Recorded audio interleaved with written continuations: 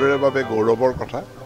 শোণিতপুৰ জিলাৰ এক খ্যাতনামা ইলুষ্ট্ৰিয়াছ পৰিয়াল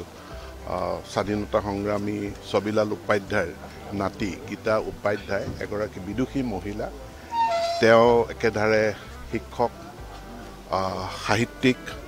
আৰু এটা ভাষাত নহয় নেপালী আৰু অসমীয়া দুয়োটা ভাষাতে সাহিত্য চৰ্চা কৰি সাহিত্য একাডেমীৰ বঁটা প্ৰাপক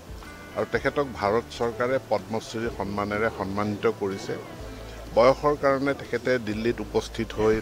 ৰাষ্ট্ৰপতিৰ হাতৰ পৰা পদ্মশ্ৰীৰ বঁটা গ্ৰহণ কৰিব নোৱাৰিলে আৰু সেইবাবে মাননীয় মুখ্যমন্ত্ৰী ডক্টৰ হিমন্ত বিশ্ব শৰ্মাৰ নিৰ্দেশ অনুযায়ী আমি অসম চৰকাৰৰ তিনিগৰাকীকৈ মন্ত্ৰী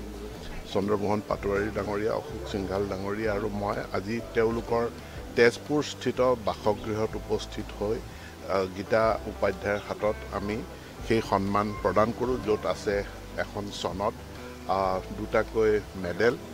তাৰ দ্বাৰা আমি তেখেতক লগতে আমি অসম চৰকাৰৰ তৰফৰ পৰাও সন্মানিত কৰোঁ আমি সকলোৱে গীতা উপাধ্যায় এই বিদুষী মহিলাগৰাকীৰ সুস্বাস্থ্য আৰু আমি দীৰ্ঘ জীৱন কামনা কৰিছোঁ।